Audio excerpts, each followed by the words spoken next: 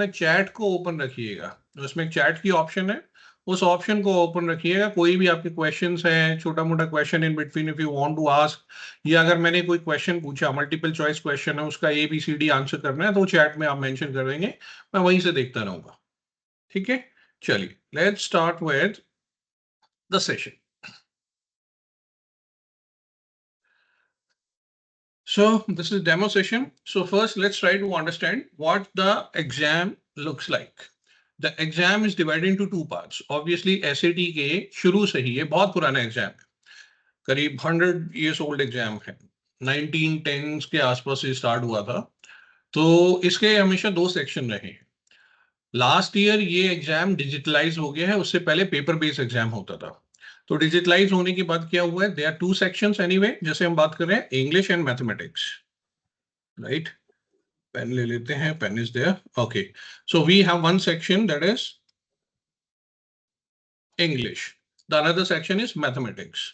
ठीक है, अब इंग्लिश सेक्शन जो है it is divided into two parts, जिसको मॉड्यूल बोलते हैं, module 1, module 2। Same goes for mathematics कि इसमें भी दो मॉड्यूल्स होंगे। अब मॉड्यूल का मतलब क्या है, एक्चुअली इस टेस्ट को सेक्शनली अडेप्टिव बनाया हुआ है। सेक्शनली अडेप्टिव का मतलब क्या है, फॉर एग्जाम्पल इंग्लिश की बात करते हैं, पहले आपको इंग्लिश प्रेजेंट किया गया। अब इंग्लिश जो टेस्ट है, इसमें आपको फर्स्ट एक सेट ऑफ क्वेश्चंस आएंगे, अराउंड 27 क्वेश्चंस। अब ये 27 क्वेश्चंस को आपको आंसर करना है। अब इन 27 क्वेश्चंस का जो मॉड्यूल है, इनके आंसर्स जितने ज्यादा अच्छे करेंगे, आप करेक्ट करेंगे या इनकरेक्ट करेंगे, उसके बेस पे ही डिफिकल्टी लेवल डिसाइड होगी मॉड्यूल 2 की। ठीक है, जो आपको सेकंड मॉड्यूल आएगा, उसकी डिफिकल्टी लेवल इस चीज पे बेस करेगी कि आपने मॉड्यूल 1 में कैसे रिस्पॉन्सेस किए हैं। अगर आपके मेजॉरिटी क्वेश्चंस अच्छे हुए हैं, करेक्ट हुए हैं, तो इसका मतलब सेकंड मॉड्यूल आपका डिफिकल्ट आएगा, क्योंकि जो एग्जाम है, एल्गोरिथम है, वो आपका एग्जैक्ट लेवल टेस्ट करना चाहता है। तो इजियर पे तो आपने अच्छा परफॉर्म कर दिया, आप डिफिकल्ट वाले पे कैसे परफॉर्म करते हैं, राइट? एंड अगर आपका मॉड्यूल 1 में ज्यादा क्वेश्चंस करेक्ट नहीं है, मेजॉरिटी क्वेश्चंस रॉन्ग है, तो सेकंड मॉड्यूल आपका इजी आएगा। तो हमेशा ये ध्यान रखना है कि मॉड्यूल 2 में अगर डिफिकल्टी हाई है, तो आप खुश हो सकते हैं, इसका मतलब आपने मॉड्यूल 1 में अच्छी परफॉर्मेंस दी है। और अगर बहुत इजी क्वेश्चन मॉड्यूल 2 में आ रहे हैं, तो इसका मतलब कहीं ना कहीं मॉड्यूल 1 में आपने काफी सारी मिस्टेक्स कर दी है। तो इसको बोलते हैं सेक्शनली अडेप्टिव, कि section wise, module wise exam अपने आप को अडेप्ट कर रहा है, आपके लेवल के अकॉर्डिंग अडेप्ट कर रहा है। सो यहाँ पे कोई फिक्स टाइप ऑफ एग्जाम या फिक्स टाइप ऑफ क्वेश्चन सभी स्टूडेंट्स के लिए सेम नहीं रहेंगे, इट डिपेंड्स। मॉड्यूल 1 की जो डिफिकल्टी होगी वो मॉडरेट होगी, इसमें कुछ इजी भी होंगे, कुछ मॉडरेट डिफिकल्टी वाले क्वेश्चन होंगे और कुछ थोड़े से डिफिकल्ट वाले। तो यहाँ पे मेजॉरिटी क्वेश्चंस आप ठीक कर पाएंगे। जो भी ज्यादातर गलतियां होंगी आपको, वो मॉड्यूल 2 में होंगी। अगर आप अच्छी प्रिपरेशन करके गए हैं तो मॉड्यूल 2 में गलतियां होंगी, क्योंकि यहाँ पे डिफिकल्टी लेवल बढ़ जाएगा। And this is not only true for English, same goes for mathematics. यहाँ पे भी मॉड्यूल 1 और मॉड्यूल 2 का वही रूल है। अब आप एक चीज नोटिस करेंगे, जैसे मैंने यहाँ पे 27 क्वेश्चन मेंशन किए हैं, लेकिन नीचे ब्रैकेट में 25+2 किया है। What does this mean? ये 25+2 का मतलब है कि 25 क्वेश्चन ऐसे होंगे जो स्कोर की तरफ कंट्रीब्यूट करेंगे, they would be the real questions. और 2 क्वेश्चंस होंगे एक्सपेरिमेंटल क्वेश्चंस। कोई भी 2 क्वेश्चन ऐसे होंगे जिनका रिस्पॉन्स आपको स्कोर में कुछ भी कंट्रीब्यूट नहीं करेगा। आपने ठीक किया तब भी कोई फर्क नहीं पड़ेगा, इनकरेक्ट किया तब भी कोई फर्क नहीं पड़ेगा। सो ये 2 क्वेश्चन होते क्यों है? ये एक्सपेरिमेंट के लिए होते हैं। एक्सपेरिमेंट का मतलब है कि आपके एग्जाम में ये मैटर नहीं कर रहे, बट ये केवल जो क्वेश्चन मेकर्स हैं वो इसकी डिफिकल्टी लेवल जानना चाहते हैं कि कितने स्टूडेंट्स इस क्वेश्चन को, इन 2 क्वेश्चंस को करेक्ट करते हैं, कितने इनकरेक्ट करते हैं। और ये अलग अलग स्टूडेंट्स में अलग अलग क्वेश्चंस होंगे, राइट? जैसे 10 स्टूडेंट्स हैं तो उसमें जरूरी नहीं है सबको वो 2 एक्सपेरिमेंटल क्वेश्चन एक जैसे ही आएंगे। अब इन क्वेश्चंस के बारे में आपको पता भी नहीं लगेगा, इसमें कोई फ्लैग भी नहीं होगा कि ये एक्सपेरिमेंटल है, ये रियल क्वेश्चन है। ये बैकग्राउंड में इन पर फ्लैग्स लगाए होते हैं, इनको मार्क किया होता है, तो आपके लिए मैटर नहीं करता है। अब ये मैं आपको क्यों बता रहा हूँ, क्योंकि जब कई सारे स्टूडेंट्स ऑनलाइन चीजें रीड करते हैं तब वो देखते हैं ऐसा कुछ मेंशन है एंड दे गेट कंफ्यूज कि उन्हें समझ नहीं आता ये दो क्वेश्चन का रीजन क्या है, ये पर्पस क्या है। तो वो एक्सप्लेन किया है मैंने इधर। आपको इस चीज पे ध्यान नहीं देना है, आपका फोकस एनीवे यही रहना है कि you have to deal with all the 27 questions with equal level of enthusiasm. ठीक है, सेम मॉड्यूल 2 में होता है एंड ऐसा ही यहाँ पे 20 मैथ्स में 22 क्वेश्चंस होते हैं, जिसमें again 20 are the real question, 2 are the experimental questions. अब ये एक्सपेरिमेंटल का रीजन क्या है?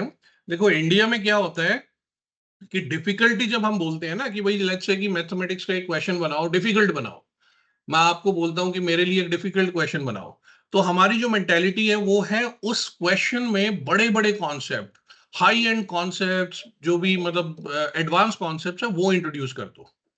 लेकिन abroad specially in the US they consider that कि अगर एक क्वेश्चन किसी को दिया गया, लेट्स से 10 स्टूडेंट्स को दिया गया, अगर उसमें मेजॉरिटी उसे करेक्ट कर रहे हैं तो वो इजी क्वेश्चन है, और मेजॉरिटी अगर उसे गलत कर रहे हैं तो वो डिफिकल्ट क्वेश्चन है। वो ये देखते हैं कि लोग जो स्टूडेंट्स हैं वो कैसे अटेम्प्ट कर रहे हैं, उनका रिस्पॉन्स क्या है, वो कॉन्सेप्ट पे नहीं फोकस करते। फॉर एग्जाम्पल मान लीजिए अगर आपका क्वेश्चन होता है 2 + 2 इज हाउ मच, राइट? अब now this is damn easy question, but according to them अगर मेजॉरिटी 10 में से 8 स्टूडेंट इसे गलत कर रहे हैं तो ये डिफिकल्ट क्वेश्चन है। ठीक है, तो this is how they identify the difficulty level and therefore these two are the experimental questions which will become real question in someone's else exam. आपके केस में ये अभी एक्सपेरिमेंटल है, बट फ्यूचर में जाके यही क्वेश्चन जब इनके डिफिकल्टी लेवल निकल आएगा तो ये फ्यूचर में रियल क्वेश्चन का काम करेगा। तो अब यहाँ पे देखिए कि हमारे इंग्लिश के मॉड्यूल 1 मॉड्यूल 2 होने के बाद टोटल आप you are going to deal with 54 questions. आपके पास जो टाइम ड्यूरेशन है दोनों मॉड्यूल्स का इंग्लिश में 32 मिनट्स है, which makes it 64 minutes in total, right? सारे के सारे आपके मल्टीपल चॉइस क्वेश्चंस होंगे, इसमें इनपुट टाइप नहीं होते हैं। ठीक है, मैथमेटिक्स में आपका 35 मिनट्स है ईच मॉड्यूल के लिए, 22 क्वेश्चंस के लिए 35 and 35, that makes it total 70 minutes for 44 questions. ठीक है, यहाँ पे जो क्वेश्चंस होंगे मेजॉरिटी आपके मल्टीपल टाइप होंगे, लेकिन they are going to be certain student inputs. Student input क्या है? एक बॉक्स बना हुआ आएगा, उस बॉक्स में आपको अपनी वैल्यू डालनी है। कुछ आपने सॉल्व किया और उसकी वैल्यू आनी है जैसे 10.5, तो आपको ये इनपुट करना पड़ेगा, कोई चॉइस नहीं होगी वहां पे। तो इस टाइप के क्वेश्चंस रहते हैं। तो अब एक बार देखिए कि यहाँ पे एक बड़ा इशू हमें क्या फेस होने वाला है। They are going to be 54 questions in 64 minutes. So how much time do you have? You roughly have little more than 1 minute, 1 minute 10 seconds or something like that, right? Time is going to be a crucial factor here. Similarly mathematics में भी आप देखेंगे जो easy question है उनमें तो कोई दिक्कत नहीं है, लेकिन डिफिकल्ट जो क्वेश्चंस है वहां पे आपको 1 मिनट से, यहाँ पे टाइम देखो कितना है, 1 मिनट से थोड़ा सा ज्यादा है, may B 1.1 minute 25-30 seconds maximum, like that, right? तो प्रॉब्लम ये होती है बहुत सारे स्टूडेंट्स को कि they run short of time. उसी के लिए हमें अपने जो मॉक टेस्ट वगैरह हमने रखे हैं वो ऐसे टाइम्ड है, वीडियो टेस्ट है कि आपको टाइम कंडीशन में वो फोर्स करेंगे कि आप उतने टाइम में ही क्वेश्चन करें। हर क्वेश्चन के अगेंस्ट हमने एक टाइम सेट कर दिया है। तो एनीवे टाइम मैनेजमेंट आपको अपने एंड से भी दिमाग में रखना है that this is going to be crucial factor, और हम भी अपने टेस्ट वगैरह में अपनी स्ट्रेटजी में इसे इंट्रोड्यूस करके चलते हैं। इन दोनों टेस्ट के बीच में, इंग्लिश और मैथ्स के बीच में, आपको एक 10 मिनट्स का ब्रेक भी मिलेगा। बट ये ब्रेक है ना 10 मिनट्स का इतना फास्ट निकलता है आपको फील ही नहीं होगा कि 10 मिनट्स हो चुके हैं। आपको ऐसा लगेगा 2 मिनट का ब्रेक मिला है। तो फटाफट अपना जो भी ब्रेक लेना है कि भाई मेंटली फटीग हो जाता है स्टूडेंट इतना 1 घंटा करके, क्योंकि इस टाइम में पूरा आपका कॉन्सेंट्रेशन 64 मिनट्स एग्जाम में है, तो इसलिए 10 मिनट्स का ब्रेक दिया गया। So sum total the exam is close to 2 hours 14 minutes long. ठीक है, आई होप ये सारी चीजें क्लियर है, इसमें ऐसा कोई डाउट वाली चीज नहीं है। लेकिन अगर फिर भी कोई इशू है, कोई आपको डाउट है, तो आप मुझसे पूछ सकते हैं। सीधा आप, अगर आपको कोई डाउट है, unmute your mic and speak. चलिए, नाउ अब देखते हैं कि हमारे जो क्वेश्चन टाइप हैं वो कैसे होते हैं। तो हमारा जो रीडिंग और राइटिंग सेक्शन है, जिसको हम इंग्लिश भी बोलते हैं, इंग्लिश में 2 पार्ट आएंगे, रीडिंग एंड राइटिंग। अब रीडिंग तो जैसे नाम बोल रहा है इसका, आपको पता ही होगा रीडिंग क्या करना है। लेकिन उसमें क्या टेस्ट होता है वो डिस्कस करेंगे। लेकिन I want to mention here, writing is exactly not what we see या व्हाट वी एक्सपेक्ट। राइटिंग में कुछ राइट नहीं करना है, रेदर होगा यहाँ पे भी रीडिंग ही। राइटिंग में भी जैसे रीडिंग के अंदर छोटे छोटे पैराग्राफ्स, पैसेजेस, सेंटेंसेस आएंगे, राइटिंग में भी वैसे ही आएगा। But the focus on writing would be on grammar, right? आपको जो टेस्ट किया जाएगा वो ग्रामर पे टेस्ट किया जाएगा। लेकिन रीडिंग में जो आपका मेजर फोकस होगा that would be on comprehension. ठीक है, कि कॉम्प्रीहेंशन मतलब how well do you understand the written text, कि आप उस टेक्स्ट को कितने अच्छे से समझ पा रहे हो। अब यहां पे देखिए, जो रीडिंग वाला पार्ट होगा, majority the passages in the reading writing section would range between these 25 to 150 words. अब 150 वर्ड्स कितना होता है? 150 वर्ड्स मान लीजिए इन दोनों को मिला लेंगे ना, ये करीब करीब 100 वर्ड्स या 120 वर्ड्स होगा। So little more than that, that's it. या इतना मान लीजिए कि इतना बड़ा पैराग्राफ ही होगा। ठीक है, it's not going to be a complete passage, एक छोटा सा पार्ट होगा। तो अभी लास्ट ईयर से पहले क्या होता था, वो कंप्लीट पैसेजेस देते थे, वो इवन ज्यादा डिफिकल्ट होते थे। अब ये कंपैरेटिवली इजी हो गए हैं। और अब इनका जो फोकस है वो रीजनिंग पे थोड़ा सा ज्यादा हो गया है। तो this is a good news for the students, क्योंकि जब पूरा पैराग्राफ, पूरा पैसेज आपको रीड करना पड़ता है, जिसमें 6-7 पैराग्राफ्स होते थे, अराउंड 800 वर्ड्स का या इवन 1500 वर्ड्स का पैसेजेस होते थे, तो स्टूडेंट्स को काफी डिफिकल्टी होती थी। लेकिन अब ये काफी इजी हो गई हैं चीजें, which are mostly are under our control and in your control as well. तो अब इसमें टेस्ट क्या होगा? टेस्ट होता है, अब हम ये रीडिंग की बात कर रहे हैं, दो पार्ट में डिवाइडेड है, दो टाइप के क्वेश्चन आएंगे। तो अभी ये जो चल रहा है ये रीडिंग है। क्या टेस्ट होगा? Information and ideas. इसका मतलब क्या है? देखिए आगे क्या लिखा है, मेजर्स कॉम्प्रीहेंशन, कि आप कॉम्प्रीहेंड कर पा रहे हैं, आप समझ पा रहे हैं कि टेक्स्ट में क्या लिखा है, उसको एनालाइज कर पा रहे हैं, कि अगर उस पर कुछ हम क्वेश्चन पूछे जिसमें थोड़ा सा एनालिसिस की जरूरत हो, तो क्या आप एनालाइज कर पा रहे हैं? Reasoning skills, yes this is going to be super important. Majority जो चीजें हैं ना वो रीजनिंग पे बेस्ड होगी। एंड आपकी knowledge and ability to locate. अब आपको एक छोटा सा पैसेज दे दिया, पैराग्राफ दे दिया, नीचे क्वेश्चन पूछा, तो उसके कौन से सेंटेंस में जो क्वेश्चन में पूछा गया है उसकी रेलेवेंट इंफॉर्मेशन रखी हुई है, क्या उस चीज को आप लोकेट कर पा रहे हैं? उस चीज को टेस्ट किया जाता है। इंटरप्रेट करना, ये एनालिसिस, ये तो एनीवे एक ही टाइप की चीज है। इवेल्युएट, ये सारे टाइप ऑफ क्वेश्चंस में आ जाते हैं। सो मोस्टली आपका जो focus has to be on understanding, comprehend अगर आपको अच्छे से करना आ गया, और सारी जो आपकी स्किल्स हैं वो बनती चली जाएंगी। उसमें तो फिर हमें ये बताना होता है कि डिफरेंट टाइप ऑफ क्वेश्चंस क्या होंगे, आप उनसे फेमिलियर हो जाएंगे तो कोई बहुत बड़ी प्रॉब्लम नहीं रहेगी। और एनीवे हम जब ट्रिक्स वगैरह इसमें डिस्कस करेंगे तो बहुत सारी ट्रिक्स ऐसी हैं जिससे आप चीजें इजीली आइडेंटिफाई भी कर पाएंगे। अब इसमें जो टेक्स्ट होता है वो किस टाइप का होता है? सिंपल प्लेन टेक्स्ट भी होता है, ग्राफिक्स भी होते हैं। जैसे टेक्स्ट के अंदर ही, पैराग्राफ के अंदर कोई टेबल दिखा दी, बार ग्राफ दिखा दिया, लाइन ग्राफ दिखा दिया। हालांकि ये मैथमेटिक्स स्टैटिस्टिक्स के कॉन्सेप्ट्स हैं, लेकिन ये इंग्लिश वाले पार्ट में रीडिंग सेक्शन में भी आते हैं।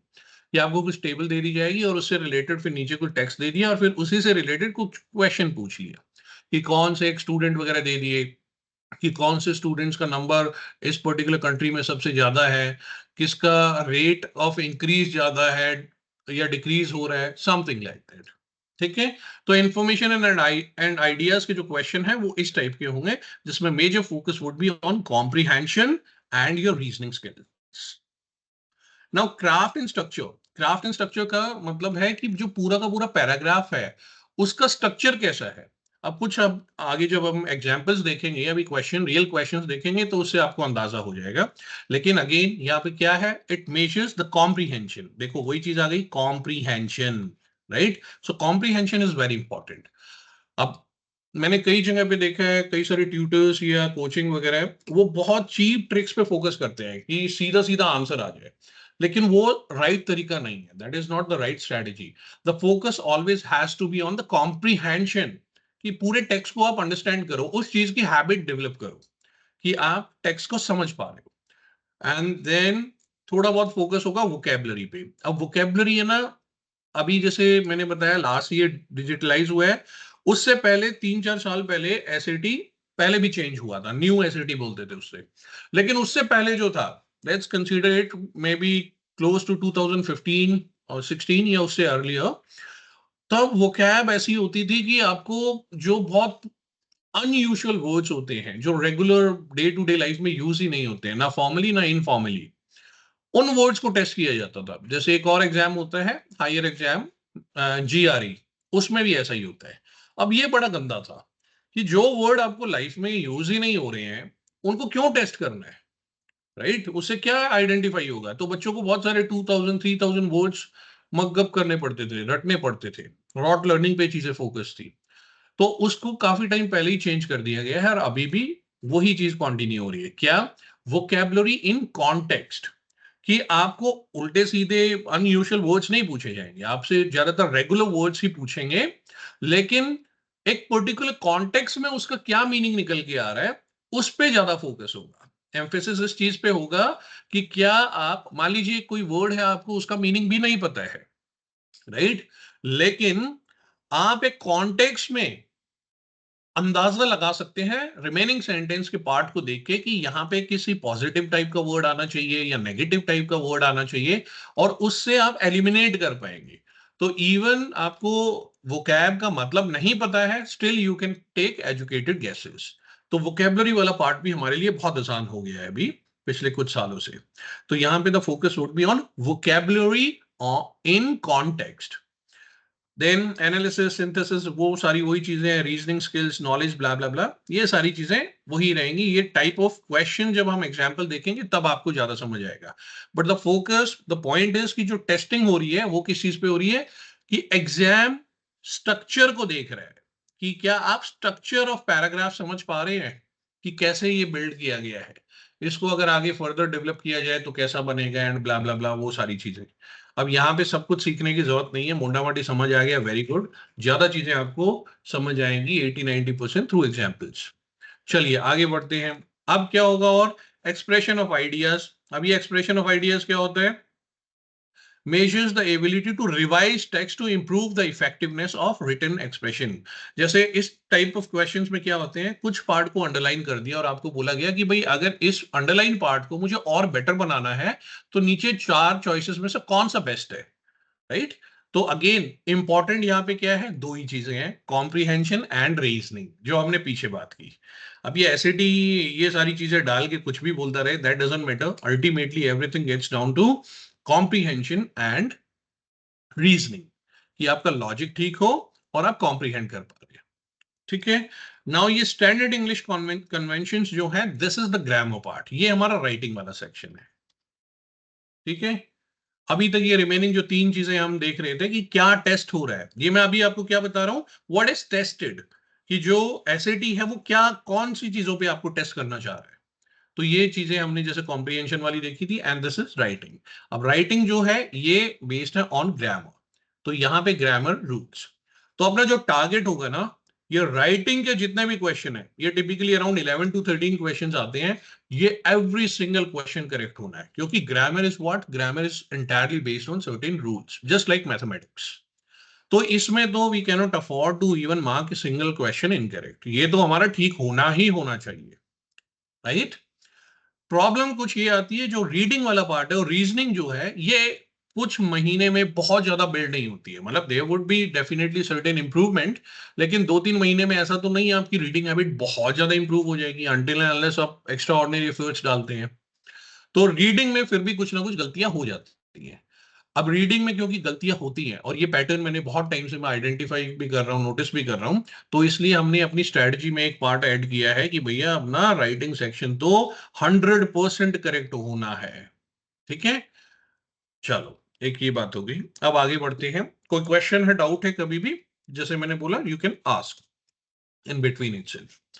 Now let's jump to mathematics. Mathematics में क्या टेस्ट होगा? अब आपके पास ये कुछ पॉइंट्स हैं, देखिए आप इनको देख सकते हैं। Algebra, advance mathematics. अब ये एडवांस क्या है? देखिए पहली बात तो ये है कि सारा का सारा जो कॉन्सेप्ट्स होंगे ना, वो आपके 9th और 10th ग्रेड के मैथमेटिक्स के ही होंगे। इसमें कुछ भी हायर मैथमेटिक्स जो इंडियन सीबीएसई में 11th-12th ग्रेड में आता है, जैसे integration, differentiation, differential equations, sets वगैरह, वो सारी चीजें नहीं टेस्ट होती है। ये 9th-10th ग्रेड का ही रहेगा। बट क्योंकि ये यूएसए कंडक्ट किया हुआ एग्जाम है, वो इन चीजों को एडवांस मैथ का पार्ट भी मानते हैं, जो हमारे लिए काइंड ऑफ 9th-10th ग्रेड में एक एलिमेंट्री मैथमेटिक्स का पार्ट है। ठीक है, problem solving and data analysis. अब देखिए इसमें ये वाला जो पार्ट है ना, मेजॉरिटी क्वेश्चन का फोकस इस चीज पे होगा, प्रेजेंट कैसे होगा क्वेश्चन। अब प्रेजेंट क्या है, हमारा जो इंडिया में कल्चर है वो है कोर मैथमेटिक्स पे फोकस करना। जैसे X plus Y equals to something 10, हमने सीधा इक्वेशन दे दी क्वेश्चन में। सीबीएसई में ऐसा ही होता है, क्वेश्चन दिया कि एक ये इक्वेशन आ गई एंड एक और इक्वेशन दे देते हैं 2x+3y इक्वल्स टू 20, राइट ना, सॉल्व देम। तो हम क्या कर रहे हैं, कोर मैथ कर रहे हैं, राइट। लेकिन abroad there focus would be more on word problems, कि वो सीधा एक्स वाई नहीं बताएंगे, वो एक्स और वाई को लैंग्वेज फॉर्म में बताएंगे। कि जैसे सीता है या राम है, he goes to school which is x kilometers away, while he returns back he takes another route which is y kilometers, ऐसे करके। अब ये x plus y equals to 10 ये आपको खुद से फॉर्म करनी है। ये हमें भी कराया जाता है, हमने भी बहुत मतलब 6th ग्रेड से 6 से 10 तक बहुत करते हैं आप, लेकिन मेजॉरिटी फोकस इस चीज पे नहीं होता है, कोर मैथ पे ज्यादा होता है। तो एक ये मेजर डिफरेंस आपको दिखाई देगा कि the focus would be on word problems, कि सीधा सीधा मैथ ना देके वर्ड दिया, वर्ड फॉर्म में दिया आपको, लैंग्वेज दी, उस लैंग्वेज को ट्रांसलेट करना है आपको इनटू मैथमेटिकल इक्वेशंस या some other expressions and then solve करना है। और ये इजी होगा, काफी इजी होगा। ठीक है, दूसरा मेजर फोकस होगा ऑन डेटा एनालिसिस। अभी डेटा में हमारा फोकस कम होता है इंडिया में। डेटा एनालिसिस में क्या है, आपको टेबल्स हैं, ग्राफ्स हैं, चार्ट्स, पाई चार्ट, इस टाइप की चीजें दी गई और उसी पे कुछ क्वेश्चंस बेस कर दिए गए। तो मेजर आप एक जो डिफरेंस देखेंगे वो यही होगा, हमें अपना 2-3 महीने 4 महीने जो भी प्रैक्टिस करनी है, अपने आप को सिंक करना है with this sort of questions या इंफॉर्मेशन, कि आप इनको इजीली अंडरस्टैंड कर पाए और इनको ट्रांसलेट कर पाए इनटू मैथमेटिक्स। फिर जियोमेट्री एंड ट्रिगोनोमेट्री। अभी आई थिंक जियोमेट्री ट्रिगोनोमेट्री ये सारा हमारा 10th तक के उसमें आ जाता है। ट्रिगोनोमेट्री से भी बहुत ही कम क्वेश्चंस आएंगे आपको, बहुत ही लिमिटेड क्वेश्चंस मान के चलिए। जियोमेट्री से सर्टेन क्वेश्चंस आ गए। अभी नहीं का एक जो ब्रेकअप है मोटा मोटी एक अंदाजे के हिसाब से वो आपको बताया हुआ है। सबसे जो मेजर फोकस है that would be on algebra and arithmetic, that is advance mathematics. आप देख रहे हैं यहाँ पे कितना ज्यादा इसमें वेटेज है, कि अराउंड 14-15 क्वेश्चंस यहाँ से होंगे एंड हाफ ऑफ ईच, इसके करीब आधा यहां से होगा और इसका आधा इतना, राइट। तो हम इसमें जो मेजर फोकस आपका प्रैक्टिस का रहेगा वो भी इसी पे होगा, एल्जेब्रा पे और अरिथमेटिक पे एंड डेटा एनालिसिस। अब ये डेटा एनालिसिस में बोल रहा हूँ कि बहुत ज्यादा यूज होगा, इन क्वेश्चंस में भी डेटा एनालिसिस आएगा। मतलब जो क्वेश्चन आपको इन्फॉर्मेशन प्रोवाइड की जाएगी वो इसी चार्ट फॉर्म में और उन सब चीजों में होगी। अगर आपने कोई मॉक टेस्ट वगैरह या कुछ प्रैक्टिस स्टार्ट की है तो आपने देखा भी होगा कि काफी सारा focus problem solving, word problem, data analysis, charts, tables वगैरह इन पे होता है एंड फंक्शंस। एक और चीज ऐड कर लीजिए इसमें, फंक्शंस। ठीक है, फंक्शंस क्या होते हैं, जैसे होता है ना F x equals to blah blah ब्ला, कुछ उसने x² + 3 दे दिया, फिर gx दे दिया, इस टाइप की चीजें। So we are going to deal with that. ठीक है, so I hope it is clear so far, things are going well. मुझे फिर भी एक बार चैट में थम्स अप दे दीजिए कि आपको सारी चीजें समझ आ रही है, that improves या increases my confidence. चैट में मेंशन करो, एक थम्स अप दे दो, या देव गुड, और चैट में लिख दो वाई और यस लिख दो कि हाँ जी यस लिख दिया, वो भी इनफ है। कोई भी ऐसा तरीका जिससे मुझे समझ आ जाए। Ramnik, is everything going good? Okay good, very good. चलिए, so let's move on to the next part. Next slide is, अब इसी चीज को मैथमेटिक्स को हमने थोड़ा सा और डिटेल में समझना है अगर आपको, तो दिस इज द स्लाइड। अब एल्जेब्रा में क्या आता है, लीनियर इक्वेशन। अब लीनियर इक्वेशन इन 1 वेरिएबल आती है, 2 वेरिएबल्स आती है, और system of linear equations. System of linear equation मतलब, अब लीनियर इक्वेशन 1 वेरिएबल केवल एक वेरिएबल है, राइट। जैसे 5x = 20, so what is x? Again इसको वर्ड प्रॉब्लम में डाल दिया। 2 वेरिएबल का मतलब x के साथ y भी आ गया, x + y = something let's say 100, right. अब सिस्टम ऑफ लीनियर इक्वेशन आपको मल्टीपल इक्वेशंस दे दी, जैसे अब ये 2 इक्वेशन हो गई, नाउ सॉल्व देम। ये सिस्टम हो गया, 2 या 2 से ज्यादा equations, but mostly SAT 2 equations पे ही टेस्ट करता है आपको।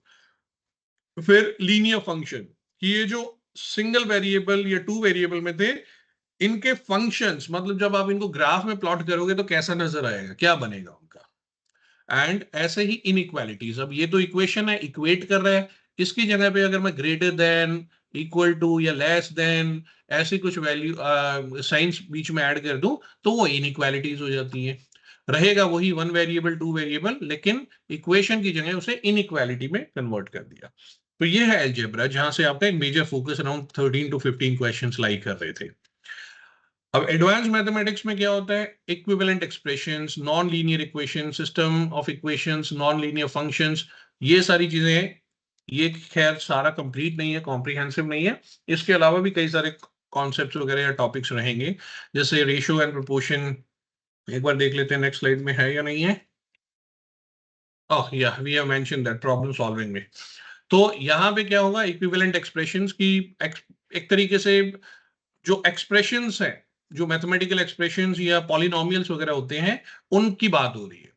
इसी में आपके एक्सपोनेंट्स वगैरह भी आ सकते हैं, नॉन लीनियर इक्वेशंस। अब लीनियर क्या होता है, लीनियर इक्वेशन एक ग्राफ ड्रॉ करते हैं तो लाइन बनती है, लेकिन सर्टेन ऐसे एक्सप्रेशंस होते हैं जिनको जब ग्राफ में ड्रॉ करोगे तो वो लीनियर नहीं होगा, वो नॉन लीनियर होगा, जैसे कि आपका पैराबोला हो जाता है, राइट, सर्कल हो जाता है, या मैनी अदर थिंग्स, अलग टाइप के फंक्शंस कुछ ऐसे जा रहा है, वो नॉन लीनियर में आ जाएगा। और उन्हीं की फिर मतलब system in two variables blah blah ब्ला, वो सारी चीजें। ठीक है, नाउ प्रॉब्लम सॉल्विंग। अब इसमें कई सारी चीजें और आ जाएंगी, जैसे ratios, ratio and proportion, rates, rates में आपका स्पीड, डिस्टेंस, टाइम भी आ जाता है, या वर्क वगैरह रिलेटेड प्रॉब्लम्स भी आ जाती हैं। जैसे आपने कई क्वेश्चन किए होंगे कि एक स्टूडेंट या एक आदमी एक काम को 10 दिन में कर रहा है अकेला, दो मिलके उसे कितने टाइम में करेंगे, right, some sort of questions like those.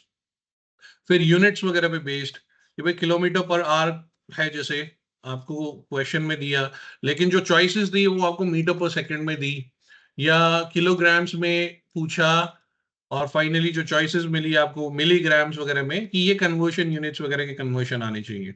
Percentages, ये एक इंपॉर्टेंट चैप्टर रहने वाला है। One variable data distribution and measures of centre and spread, ये होगा आपका स्टैटिस्टिक्स में, जैसे आपने मीन, मीडियन, मॉड वगैरह पढ़े होंगे, स्टैंडर्ड डिविएशन, वो सारी चीजें। फिर स्कैटर्ड प्लॉट्स, कि अब अगेन जो ग्राफ बनेगा, मैंने जैसे, सॉरी, जैसे मैंने आपको बोला था कि ग्राफ जो है वो एक इंपॉर्टेंट कंपोनेंट रहने वाला है, तो इसमें जो प्लॉट में डेटा है वो कैसे स्कैटर्ड है, जैसे एक लाइन, हमारी सेंट्रल लाइन होती है, उसके इर्द गिर्द कितना ऊपर तक स्प्रेड है, इस टाइप से कोई डेटा आएगा। प्रोबेबिलिटी, अगर आपने पढ़ा हो प्रोबेबिलिटी क्या होता है, जैसे अरेंजमेंट्स वगैरह होते हैं उसी में प्रोबेबिलिटी, कंडीशनल प्रोबेबिलिटी होता है, that sort of things.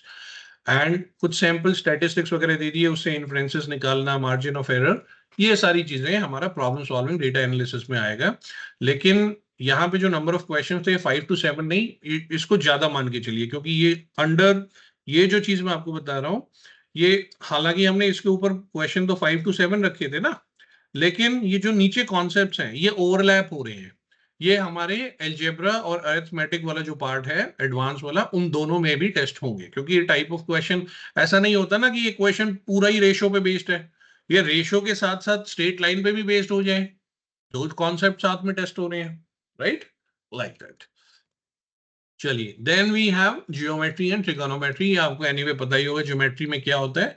Geometry हमारी एनीवे दो टाइप की होती है। एक हमारी ज्योमेट्री हो गई मेंसुरेशन, राइट, जिसमें हम क्या करते हैं, एरियाज, वॉल्यूम, ये सारी चीजें हम निकालते हैं, लेंथ्स वगैरह, लाइन है, एंगल है, ब्ला ब्ला ब्ला, राइट ट्रायंगल, ट्रिगोनोमेट्री, ये सारी चीजें, ये हमारा एनीवे जो मेंशन है मेंसुरेशन का पार्ट है। फिर एक और हमारी ज्योमेट्री होती है कोऑर्डिनेट ज्योमेट्री, राइट, कि जो कोऑर्डिनेट प्लेन होता है, एक्स वाई प्लेन, उस पे कोई चीज आपको क्वेश्चन पूछे जाते हैं, उस पे कुछ आपको कोऑर्डिनेट्स दे दिए, ट्रायंगल बना दिया, उसका एरिया पूछा, ब्ला ब्ला ब्ला, लाइक दैट। तो ये हमारा जियोमेट्री वगैरह के पार्ट में से रहेगा। ठीक है, so I hope it is clear so far. चलिए, now let's jump to certain questions, कि रियल क्वेश्चंस कैसे देखेंगे उसको करते हैं। तो this is your very first question, take your time, maybe 1-2 minutes, और इसको सॉल्व करो and type your answer in the chat box. उसके बाद हम इसको डिस्कस करेंगे। आज जो है ना ये सेशन हो रहा है, ये एक पीपीटी फाइल है। नॉर्मली पीपीटी फाइल नहीं होती, हम पीडीएफ, आपके पास ये टेक्स्ट फॉर्म में ऑलरेडी होता है, एक प्रिंट आउट होता है, और मैं इसको एक पीडीएफ या वर्ड फॉर्म में यूज करता हूँ, लेकिन डेमो हमने पीपीटी में बनाया हुआ है। तो इसलिए मेरे को ना ये जो मैं पीपीटी फुल स्क्रीन होता है मुझे नजर नहीं आ रहा है। तो नेक्स्ट क्लास ऑनवर्ड हम इसको अपना वर्ड फाइल जो हमारा रेगुलर है उसी पे आ जाएगा। तो एनीवे, ए आपने मेंशन किया and reflect, obviously exactly that's the correct answer. ठीक है, क्यों? देखिए यहाँ पे अगेन इट्स, अभी जो हमने वोकैब की बात की थी ना, it's that sort of question, ये वोकैब टेस्ट कर रहा है, but it is testing the vocab in context. अब यहाँ पे कंपैरेटिवली इजियर भी है ये, और ये लेकिन अगेन बहुत ज्यादा इजी भी नहीं है। I would consider this question moderate difficulty level. तो यहाँ पे जैसे क्या पूछा उसने, research conducted by planetary scientist Katrina suggest that the moon surface may not accurately, अब now I have certain choices, accurately blah blah blah early impact events, accurately what, accurately represent, reflect, mention, shows, इस type का कोई word आना चाहिए कि research ये suggest कर रही है कि मून का सरफेस एक्यूरेटली नहीं दिखाया गया है, राइट? तो मुझे अंदाजा हो गया कि किस टाइप का वर्ड होगा। अब जैसे हमने चॉइसेस देखी, accurately receive early impacts, that doesn't make sense. Accurately evaluate, no. Accurately mimic, mimic का मतलब क्या होता है? कॉपी करना, इमिटेट करना, नो। एक्यूरेटली शोज, शो वाला हमें कोई वर्ड चाहिए, तो reflect is the right, right? तो यहां पे क्या है, मोस्टली आपको जो कॉन्टेक्स्ट है उसको समझना है। वर्ड से ज्यादा जो फोकस है वो आपका कॉन्टेक्स्ट पे होगा। अब क्योंकि एक पूरी की पूरी क्लास इसी टॉपिक पे बेस्ड होगी कि वर्ड सिलेक्शन कैसे करना है, वहां पे हम अपनी ट्रिक्स वगैरह देखेंगे, जैसे positive words, negative words, neutral words, इनको कैसे आइडेंटिफाई करना है या एलिमिनेट करना है। बट यहाँ पे तो सीधा सीधा नजर आ रहा है कि हमें कोई चीजों की जरूरत नहीं है। This is just to showcase कि एक्चुअली में रियल क्वेश्चंस कैसे नजर आएंगे। यहाँ पे मैं आपको कोई ट्रिक वगैरह नहीं बता रहा हूँ, मेरा पर्पस केवल ये दिखाने के लिए कि क्वेश्चन कैसे दिखते हैं, in case if you do not understand. अब क्योंकि आप लोग तो एनीवे एनरोल्ड हैं, आपको पता भी होगा, but we were expecting one और टू डेमो स्टूडेंट्स, शायद उन्हें नहीं पता होता, इसलिए we have kept it like that. चलिए, now this is another one, take your time. अच्छा, मुझे एक बार ये कंफर्म करिए, लेट्स से कि अगर मैं इसको इतना रखता हूँ, फुल स्क्रीन नहीं है, इज इट विजिबल? एक बार कंफर्म करो चैट में, क्या ये आपको इजीली विजिबल है, दिखता है इतना? ओके, ठीक है, ठीक है, good. They said C. Ramnik, what is your answer? आप वर्ड भी टाइप करने की जरूरत नहीं है, ABCD टाइप कर देंगे, दैट वुड बी इनफ। देखिए, now the question says, the the paragraph वाला जो पार्ट है हमारा, दैट सेज हैंडेडनेस। अब क्या है, इसका मॉडिफायर स्टार्ट हो रहा है। इसका हैंडेडनेस क्या है, उसकी definition, a preferential use of either the right और left hand, typically is easy to observe in humans, right? जैसे आपने देखा होगा कि बहुत सारे लोग लेफ्ट हैंडेड होते हैं, कुछ राइट हैंडेड होते हैं, राइट? उसी चीज की बात हो रही है कि ये ह्यूमंस में ही ज्यादा ऑब्जर्व होता है। और एनिमल्स हैं, animals on their all four, जो चारों पैरों पे चलते हैं, उनके बारे में तो ऐसा कुछ होता नहीं है, ये ह्यूमंस में ऑब्जर्व होता है। आगे वो क्या बोल रहा है, because this trait is present but less blah blah blah in many other animals, animal behaviour researchers often employ tasks specially designed to reveal individual animals preferences for a certain hand or paw, right? ठीक है, अब यहां पे एक चीज का आपको ध्यान रखना होता है कि always read the entire paragraph. कई जगह पे मैंने ट्यूटर्स के एंड से भी देखा है, कोचिंग वगैरह में भी, वो केवल है ना इस अंडरलाइन पार्ट पे ही फोकस करा देते हैं, ये गलत स्ट्रैटेजी है। द राइट स्ट्रैटेजीज, अगर इतना बड़ा पैराग्राफ हमें दिया गया है तो देयर इज अ पर्पस कि जो हिंट आपको मिलेगा वो आगे पीछे कहीं से मिलेगा। तो अब चलिए इसको दोबारा देखते हैं, क्या बोल रहे हैं। Handedness typically is easy to observe in human. Handedness is observed in humans. Humans में observe किया जा रहा है, because this trait is present but less, अब observe जैसा word ही आना चाहिए, less observable, right? In many other animals, की ह्यूमंस में तो ये बहुत इजीली ऑब्जर्व हो जाता है, और एनिमल्स में ये कम ऑब्जर्व होता है। तो मुझे एक ऐसा वर्ड चाहिए जो ऑब्जर्व का ही कोई सिनोनिम रहे। या तो ऑब्जर्वेबल ही चॉइसेस में हो या समथिंग एल्स। तो यहां कौन सा ऐसा वर्ड है? That is recognisable, because this trait is present but less observable, less recognisable, less noticeable, इस टाइप का मुझे कोई वर्ड चाहिए। सो A makes the right choice. लेकिन और आंसर्स देखते हैं, वो क्या है? अब एक और हमें स्ट्रेटजी क्या फॉलो करनी है? Never try to find out the right answer. Yes, never try to find out the right answer. जो हमने अभी किया है ये नहीं करना है। Rather your focus has to be entirely on elimination, right? क्योंकि जब आप राइट आंसर ढूंढना शुरू करोगे ना या सीखोगे अपनी प्रैक्टिस में, तो कई सारे क्वेश्चंस तो आपके ठीक हो जाएंगे, लेकिन बहुत सारे क्वेश्चंस ऐसे होंगे जहां पे आप कंफ्यूज होंगे। लेकिन जब आप एलिमिनेशन करना सीखेंगे अपनी प्रैक्टिस के दौरान, तो उसमें सर्टेन रूल्स लगाएंगे हर चॉइस के लिए। और अगर आपने करेक्ट तरीके से एलिमिनेट करते चले गए तो एनीवे जो लास्ट में बचेगा वो राइट आंसर है। तो ये दो स्ट्रेटजीज होती है, या तो आप find out the right answer, कि focus has to be on right answer, या फिर the focus would be on eliminating the wrong choices. Mostly ये स्ट्रेटजी ज्यादा काम करती है, ये ज्यादा नंबर ऑफ क्वेश्चंस पे एप्लीकेबल होगी। ठीक है, राइट वाला कहीं ना कहीं कंफ्यूज कराएगा आपको। तो आप देखते हैं remaining question, remaining choices. Intriguing, intriguing का मतलब क्या होता है? इंटरेस्टिंग, इंटरेस्टिंग या फैसिनेटिंग। तो अगर मैं यहां पे इंटरेस्टिंग वर्ड इंट्रोड्यूस करूं तो क्या सेंस बनेगी? Because this state is present but less interesting. Interesting no. क्यों? पीछे जो वर्ड आया था ऑब्जर्व आया था, तो हम ऑब्जर्व और नॉन ऑब्जर्व इनकी बात कर रहे हैं कि कहां ऑब्जर्व ज्यादा हो रहा है, कहां कम हो रहा है। इंटरेस्ट की बात नहीं कर रहे हैं।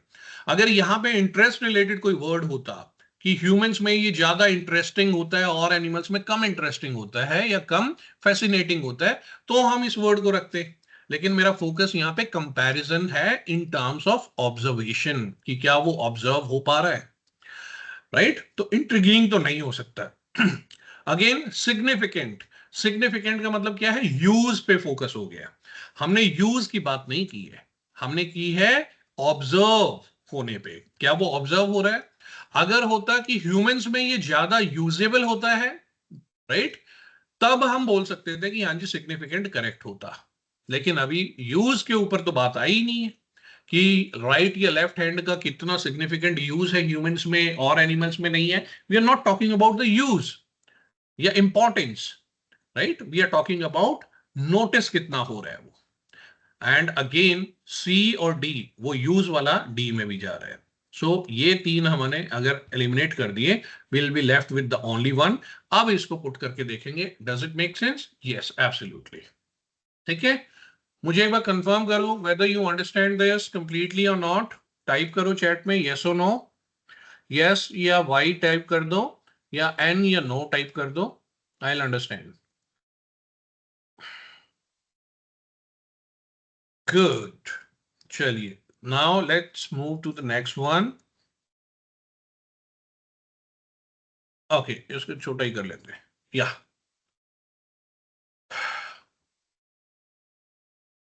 Do this question. अब यहां पे जो क्वेश्चन है ये वर्ड वाला नहीं है। एक बार क्वेश्चन स्टेम देख लेते हैं क्या लिखा है। Which choice best states the main idea of the text. तो यहाँ पे मेन आइडिया फाइंड आउट करने की बात हो रही है कि टेक्स्ट का मेन पर्पस क्या है, प्राइम आइडिया क्या है, प्राइमरी पर्पस। चलिए do this. Alright, so both of you said D. Absolutely D is the right answer. अब क्या है एक बार देख लेते हैं, इस टाइप ऑफ क्वेश्चन को अंडरस्टैंड करते हैं rather than focus on the this particular question. तो अभी इसमें क्या होता है, आपको मोस्टली ऊपर कई बार ऐसा कुछ है कि ना, एक एडिशनल इंफॉर्मेशन दे दी जाती है कि ये कहाँ से पिक किया गया है। कई बार कुछ पोएम्स होती हैं, कोई आर्टिकल का कुछ पार्ट होता है, लाइक दैट। तो ये आपको एक कॉन्टेक्स्ट देता है। क्या ये हमेशा यूजफुल होता है? मोस्टली मुझे नहीं लगता है यूजफुल होता है, जस्ट एक एडिशनल इंफॉर्मेशन है। लेकिन कई बार यूजफुल भी होता है, तो इस पे एक ग्लैंस देना बहुत जरूरी है। क्योंकि नीचे जो इंफॉर्मेशन आ रही है, ऊपर कई बार वो टाइटल जो है ना, नॉवेल का टाइटल, उससे आपको अंदाजा हो जाता है what exactly are you going to see. ठीक है, तो एक ग्लांस देना जरूरी है। उसके बाद हम यहाँ बात कर रहे हैं, क्या बात कर रहे हैं? एक यंग गर्ल है, मेरी a young girl recently found an overgrown hidden garden. Mary was an odd, determined little person and now she had something interesting to be determined about. She was very much absorbed indeed. She worked and dug and pulled up weeds steadily, only become more pleased with her work every hour instead of tiring of it. It seemed to her like a fascinating sort of play. Which choice best states the main idea of the text? कि इस पूरे के पूरे paragraph का main idea क्या है? अब देखो, मेन आइडिया के लिए एक तरीका होता है, आप इसको पहले अंडरस्टैंड करो, आपने कॉम्प्रीहेंड किया। ये रियल एग्जाम में नहीं करना है, बट प्रैक्टिस के दौरान आपको एक हैबिट क्रिएट करनी होती है कि कोशिश करो इसको रीड करने के बाद पूरे के पूरे पैराग्राफ को अपनी लैंग्वेज में अपने तरीके से इसको पैराफ्रेज करें कि क्या बोला है। तो मेरी के बारे में बोले, उसने कोई एक गार्डन देखा, हिडन गार्डन, और वो एक थोड़ी सी ऑड है, डिटरमिन्ड लिटिल पर्सन है, ठीक है, और वो इंटरेस्टेड होती है कई सारी चीजों में। अब उसे एक नई चीज मिल गई जिसके बारे में वो बहुत इंटरेस्टेड है, एंड वो कंप्लीटली एब्जॉर्ब्ड है। एब्जॉर्ब मतलब एब्जॉर्ब कब होगा इंसान? इंटरेस्टेड होगा जब, right? She worked and dug blah blah ब्ला। तो हमने इसको एक तरीके से अपने दिमाग में पैराफ्रेज कर लिया कि हाँ, एक स्टोरी समझी कि क्या है। मतलब हम ऐसा करने से हो क्या रहा है? वी आर कॉम्प्रीहेंडिंग, मतलब कि समझने की कोशिश कर रहे हैं। हमने क्या बात की थी? Comprehension, understanding is most important. तो दिस इज, ये पैराफ्रेजिंग जो है, ये कॉम्प्रीहेंशन आपका इंप्रूव कर देती है। और जब ये हैबिट बन जाती है आपकी रेगुलरली, तो फिर ये रियल क्वेश्चंस में, रियल एग्जाम में भी अप्लाई हो पाएगी, आपको सोचने की जरूरत नहीं होगी। चलिए, अब मेन आइडिया आपको सीधा सीधा क्या मिल जाएगा? मे नॉट बी, क्योंकि हो सकता है चॉइसेस वैसी हो ही ना जो आप सोच रहे हो। तो चॉइसेस देखते जाएंगे और एलिमिनेट करते जाएंगे। चलिए, फर्स्ट वन देखते हैं। Mary hides in the garden to avoid doing her chores, कि वो गार्डन में छुप जाती है, उसे अपने घर के जो काम है, चोर्स वगैरह ना करना पड़े। Is it true? नो, ऐसा तो कोई बात ही नहीं हुई, हमने यहाँ पे कुछ ऐसा देखा ही नहीं चोर्स वगैरह का। Mary is getting bored with pulling up so many weeds in the garden. No, she is much more interested. She is absorbed in this activity. ये तो बिल्कुल उल्टा बोल रही हो आप। Out हो गया। Mary is clearing out the garden to create a space to play. अब देखो, clearing it garden तो ठीक है। अब ये एक है ना, स्ट्रेटजी होती है रॉन्ग चॉइसेस बनाने की, कि part of the choice is correct but remaining part is not correct, right? तो पार्ट करेक्ट होने की वजह से आपको लगता है कि ये ठीक हो सकता है। इन दिस पर्टिकुलर केस ये बहुत ज्यादा डिफिकल्ट क्वेश्चन नहीं है, बट कई सारे डिफिकल्ट टेक्स्ट होता है जो आप पूरा समझ नहीं पाए हैं। अगर पूरा समझ नहीं पाते हैं, उसमें आपको लगता है हाँ जी कुछ पार्ट ये तो ठीक है, तो सच हो सकता है, may be it is true. No, आपको पूरा देखना है। क्या प्ले रिलेटेड कोई बात हुई है? पूरे पैसेज में प्ले, खेलने रिलेटेड तो कुछ बात ही नहीं हुई। So this is also out. It is partial correct choice, and partial correct choices are never the correct answer. Next, Mary feels very satisfied when she is taking care of the garden. Satisfied, क्या satisfied word mention किया गया है? No, लेकिन अब यहाँ पे कई सारे words आपको मिलेंगे. You are much absorbed, right? Only becoming more pleased. In words से, certain phrases से, certain words से you can identify कि जो कॉन्टेक्स्ट है वो किस डायरेक्शन में जा रहा है। तो सेटिस्फाइड वर्ड नहीं है, और हमेशा ऐसा ही होगा मोस्टली आपको कि बिल्कुल सेम टू सेम वर्ड नहीं मिलेगा, लेकिन उसका कोई ना कोई सिनोनिम मिलेगा। तो अगर आपने इसे कॉम्प्रीहेंड कर लिया है तो आपको सीधा सीधा लगेगा yes, she is very satisfied. किसी काम में आप एब्जॉर्ब तभी होते हैं जब आप उससे सेटिस्फाई हो रहे हैं। तो एब्सोल्युटली आप लोगों का आंसर बिल्कुल करेक्ट है, ठीक है। चलिए एक और देखते हैं। Now we have jump to, अभी तक जो हमने देखे थे दे वर रीडिंग के क्वेश्चंस थे, ये कि रीडिंग में ऐसे आते हैं, and this is not the comprehensive list. कई सारे और टाइप भी होंगे जिसमें आपको इन्फ्रेंसेस निकालने होंगे। दो पैराग्राफ, दो पैसेजेस देते हैं, उसके बीच में रिलेशन, कुछ पार्ट को अंडरलाइन कर देते हैं, उसका मतलब वगैरह समझना एंड ऑल दैट, ठीक है। लेकिन नाउ दिस क्वेश्चन, ये आपका ग्रामर पे बेस्ड है, तो हम इसको कैटेगराइज करते हैं, this is from the writing section. ये राइटिंग का क्वेश्चन है। चलो चलो, let's try this one now. Okay, Ramnik said D for Delhi, Dev said A for America. Okay, तो इनमें से कोई ना कोई एक तो गलत हो सकता है, राइट? मल्टीपल आंसर्स हैं हमारे पास। चलिए चेक करते हैं। तो इस पर्टिकुलर क्वेश्चन में अगर हम चॉइसेस को एक बार स्कैन कर लेते हैं तो वी कैन इजीली आइडेंटिफाई कि कुछ टेंसेस रिलेटेड टेस्ट हो रहा है, right? Had survived, survived, would survive, blah blah blah, like that. चलिए एक बार देखते हैं क्या होगा फिर। Like other amphibians, the wood frog is unable to generate its own heat. So during periods of sub-freezing temperature, it had survived, yeah, survived, blah, blah, blah, by producing large amounts of glucose, a sugar that helps prevent damaging ice from forming inside its cells. अब grammar में भी जैसे मैंने आपको बोला था, अब एक वर्ड पे ये टेस्ट कर रहे हैं छोटा सा, बट इसके लिए इतना बड़ा पैसेज देने की क्या जरूरत है? इसकी जरूरत ये है, आपको कॉन्टेक्स्ट दे रहे हैं और जो हिंट है वो यहीं कहीं छुपा हुआ है। So you need to identify कि जो पूरा का पूरा जो हमारा पैराग्राफ है वो कौन से टेंस में है, राइट? अगर वो टेंस आप आइडेंटिफाई करते हैं तो देखो एक रूल होता है जिसको हम बोलते हैं पैरेललिज्म में maintaining the parallelism of tenses, कि जो टेंस जिस चीज की बात हो रही है वो टेंस एक जैसा रखो, उसमें कोई रैंडम शिफ्ट नहीं होना चाहिए। अगर कोई बात प्रेजेंट इंडेफिनिट टेंस में हो रही है तो मोस्टली वो प्रेजेंट इंडेफिनिट में ही चलेगी, मोस्टली, नॉट ऑलवेज, एक्सेप्शंस होती हैं, कुछ सिचुएशंस होती हैं जहां टेंस चेंज करना पड़ता है, बट मेजॉरिटी केसेस में you need to be consistent with the tenses. अगर पास्ट में हो रही है तो पास्ट की बात करेंगे, फ्यूचर में हो रही है तो फ्यूचर की बात करेंगे, ठीक है? तो अब यहां क्या बात हो रही है? Like other amphibians the wood frog is क्या है? कौन सा टेंस रिप्रेजेंट करता है ये? It is talking about present, तो वो अभी की बात कर रहा है, राइट? और ये है इनडेफिनिट, इसमें टाइमलाइन नहीं बताई जाती है कि अभी कर रहा है नहीं कर रहा है, बट द पॉइंट इज ये प्रेजेंट की बात हो रही है। ये जो वुड फ्रॉग है वो is unable to generate its own heat, ठीक है? So during periods of sub freezing temperature it survives, ये है प्रेजेंट इंडेफिनिट।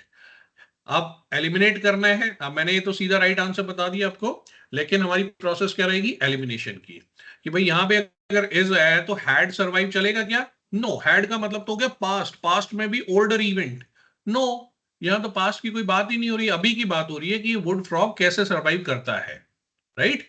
या वो अनेबल कर, इट इज अनेबल, वो अनेबल होता है जनरेट इट्स ऑन हीट, वो अपनी ऑन हीट जनरेट नहीं कर पाता है तो वो सर्वाइव ऐसे करता है, नहीं कर पाता है, ये प्रेजेंट की बात हो रही है, ठीक है? तो हैड सर्वाइव नहीं आएगा, सर्वाइव भी नहीं आएगा, वुड सर्वाइव। अब वुड क्या होता है? वुड दो तरीके से यूज होता है, एक तो ये पास्ट के लिए भी यूज हो जाता है, पास्ट में जब हम फ्यूचर बताते हैं, और दूसरा फ्यूचर में विल से लेस प्रोबेबिलिटी, मतलब कि श्योरिटी नहीं होती है, उसके लिए यूज होता है। तो यहां पे जो वुड यूज हो रहा है इसका मतलब है फ्यूचर। क्या ये फ्यूचर की बात हो रही है? नहीं, हमने तो टेंस में अपना जो रखा है वो प्रेजेंट है। और डी जो है survives, this is definitely singular, एक सिंगुलर वर्ब है। यहाँ पे हम वुड फ्रॉग, एक फ्रॉग की बात कर रहे हैं, फ्रॉग्स होता तो यहाँ सर्वाइव होना चाहिए था, लेकिन फ्रॉग्स है तो सिंगुलर वर्ब सर्वाइव्स, तो एब्सोल्युटली करेक्ट। तो तीन हमने एलिमिनेट कर दी, जो हम बचे उसको हमने सेलेक्ट कर दिया। So D for Delhi is the right answer. I hope it is clear.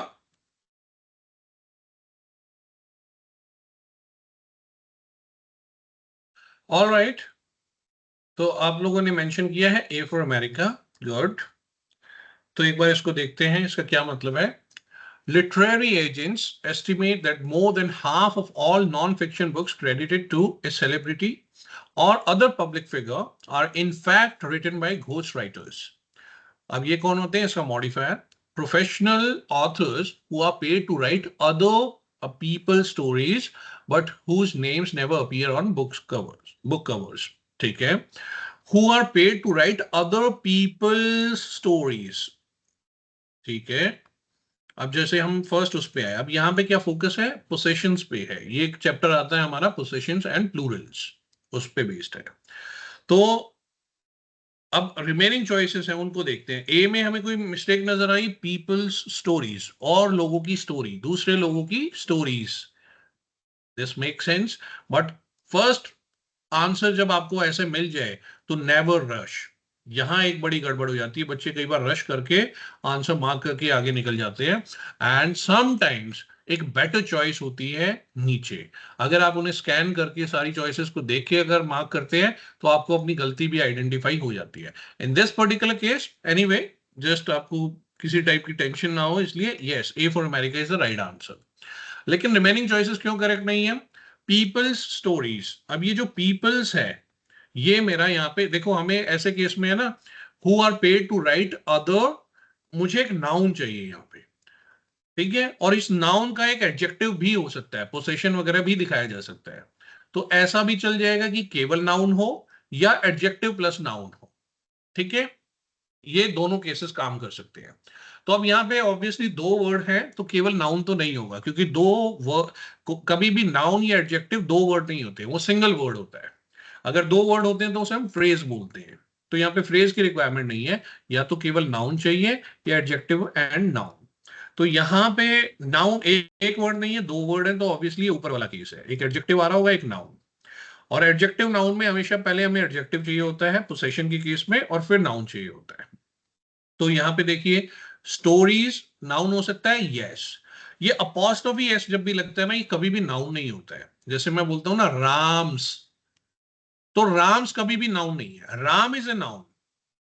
Apostrophe S लगने के बाद it shows possession, possession on something, possession on some noun, वो आगे आएगा। जैसे मैं बोलता हूं Ram's car, Ram's book, Ram's father, Ram's home, Ram's school. अब ये जो बाद में आ रहा है ये नाउन है। अपॉस्ट्रोफी एस वाला जो पार्ट होता है, दिस ऑलवेज शोज पोसेशन। और ये होता क्या है ग्रामर में, this is an adjective, type of adjective होता है ये, ठीक है। तो मुझे जो बाद में चाहिए वो एक नाउन चाहिए। तो ये स्टोरीज के केस में है और इस स्टोरीज के केस में है। So I can easily eliminate B and D, क्योंकि अपॉस्ट्रोफी एस वाला कभी भी नाउन नहीं होगा, एडजेक्टिव होगा। तो एंड तो मैं एडजेक्टिव पे नहीं कर सकता हूं। Now I have two contenders. अब इसमें पीपल्स आएगा या पीपल्स विदाउट अपॉस्ट्रोफी आएगा? अब अगेन ये पोसेशन शो कर रहा है कि पीपल्स स्टोरीज की, लोगों की स्टोरी, और पीपल स्टोरी में हो गया, ये भी नाउन है, इसमें अपॉस्ट्रोफी नहीं आया। तो the situation is this is also noun and this is also noun. और बैक टू बैक कभी भी दो नाउन्स नहीं आते हैं, ठीक है, ये चीज ध्यान रखना, बैक टू बैक नाउन्स नहीं आएंगे, कोई ना कोई एक को एडजेक्टिव बनना पड़ेगा या फिर कोई और कंस्ट्रक्शन होगी। लेकिन बैक टू बैक नाउन्स एक के बाद एक नाउन नहीं मिलेंगे। जैसे अगर आप बोलोगे Ram Shyam, right, Ram Shyam are good friends, no, I need a conjunction in between Ram and Shyam. Back to back तो नहीं आए ना, बीच में आई नीड समथिंग। तो बैक टू बैक कभी भी नाउन्स नहीं आएंगे। सो ऐसी अगर जनरल इंफॉर्मेशन, अब देखो इस पर्टिकुलर केस में तो इतने डिफिकल्ट शायद नहीं था ये, और आप इसको रीड करके भी आइडेंटिफाई कर पा रहे हैं। लेकिन कई बार ये डिफिकल्ट होगा, तो हमें उस केस में अपने रूल्स फॉलो करने हैं, रूल्स अप्लाई करने हैं। क्या नाउन नाउन साथ आएगा, नहीं आएगा, ओके, ये ऑप्शन नहीं होगी, एलिमिनेट करते हैं, ठीक है। क्या ये पोसेशन बाद में आ सकता है अपॉस्ट्रोफी एस वाला नाउन के बाद में? नो, ये पहले आना चाहिए। तो हमने रूल्स फॉलो किए और उस तरीके से let's say our questions. So I hope it is clear, और एनीवे आपका आंसर भी करेक्ट था। चलिए, नाउ फंक्शन अंडरलाइन एक बार कर लेते हैं इसको भी, let's do it very quick. Alright, so we have answers from both of you. तो इसमें अब अगेन ये हमारा रीडिंग का क्वेश्चन आ गया वापस से। अब इसमें हम क्या कर रहे हैं, अगर क्वेश्चन टाइम देख लेते हैं तो उसने पूछा है कि भाई जो अंडरलाइन पार्ट है उसका रोल क्या है पूरे टेक्स्ट के अंदर।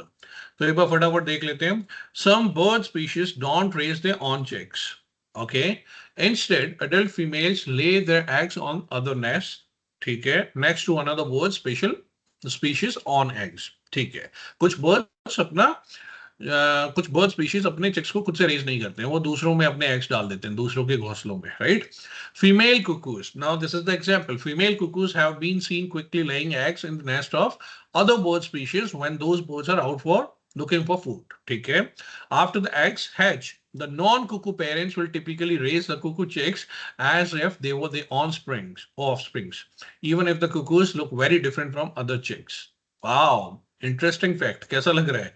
अब ये जो चीजें होती है ना, ये रियल होती है, मतलब इसमें ना ये कुछ भी ऐसा इमेजिनरी चीजें बना के टेक्स्ट वगैरह नहीं डाला जाता है। तो आप इस चीज को एक तरीके से इंटरेस्टिंग फैक्ट के तौर पे भी देख सकते हो। ठीक है, चलो गुड। नाउ हमें आगे पूछा क्या गया है, which choice best describes the function of the underline sentence in the text as whole. Good. Underline part हमारा क्या है, एक बार दोबारा से देख लेते हैं। Female cuckoos have been seen quickly laying eggs in the nest of other bird species when those birds are out looking for food. Okay, तो वो कुछ उनका है ना, उनका कुछ कैरेक्टरिस्टिक बता रहा है कि हाँ जी ये ऐसा करते हैं, फीमेल कुकूज ऐसा करती हैं, राइट। तो एक बार देख लेते हैं चॉइसेस। अब इन चॉइसेस में आप देखोगे तो आपकी जो एलिमिनेशन वाली स्ट्रेटजी है that works better rather than simply finding out what is correct, right. चलिए, it introduces a physical feature of female cuckoo that is described later in the text.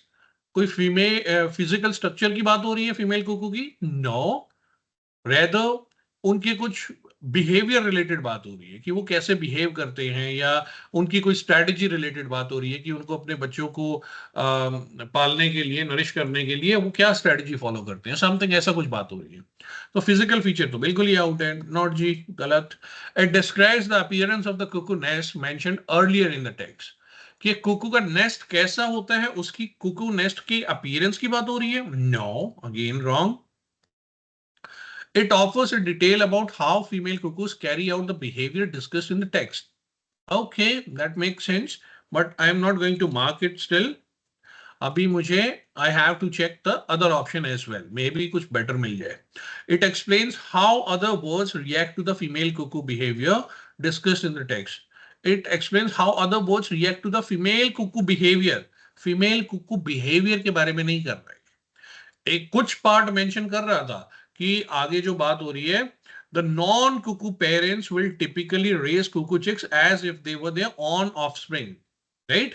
लेकिन फीमेल कुकू जिसने एग ले किए थे उसकी बात नहीं हो रही है। एंड जो अंडरलाइन पार्ट है उसमें भी ये बात नहीं हो रही है, ये जो बिहेवियर की बात हो रही है, जो अगर हम इसको माने भी कि जो नॉन कुकू पेरेंट्स है, कि ये वाला जो पार्ट है ये कुछ यहाँ पे डिफाइन किया जा रहा है। मतलब कि लेट्स से अगर फीमेल कुकू को हम यहाँ से हटा दें ना, कुकू ऑफस्प्रिंग की बात भी कर देते, मान लो अगर चॉइस में कुछ ऐसा होता, तो ये पार्ट जो डी चॉइस है वो इस पार्ट के बारे में मेंशन कर रही होती, अंडरलाइन पार्ट के बारे में तो फिर भी मेंशन नहीं है, right.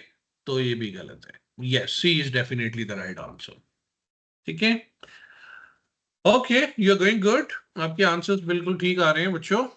So let's move to certain questions mathematics के। इस क्वेश्चन को अटेम्प्ट करो। Okay, Ravneek said D for Delhi. Dave, what is your answer? Yes, absolutely. It's damn easy, right? इसमें तो मुझे लग रहा है कुछ बताने की जरूरत भी नहीं है, बट समटाइम्स हमारे इंडियन स्टूडेंट्स इसको देख के कंफ्यूज हो जाते हैं कि इतना सिंपल कैसे हो सकता है। नो, इतना सिंपल हो सकता है। एसएटी में इतने सिंपल क्वेश्चंस भी आते हैं। ठीक है, जो फर्स्ट मॉड्यूल होगा ना, मॉड्यूल 1, उसमें कुछ ऐसा भी आपको नजर आएगा। सो ऑब्वियस सी बात है, इसमें कुछ भी नहीं है। मैंने जैसे लेकिन आपको बताया था कि आपको वर्ड प्रॉब्लम दिया जाएगा, वर्ड लैंग्वेज फॉर्म में कुछ दिया जाएगा, you have to translate that into mathematics. तो वही यहाँ पे पूछा गया, D is the only equation. 3 more than 8 times X, 8 times X मतलब 8x, 8x से 3 ज्यादा मतलब +3 is equal to 83, that is D for Delhi.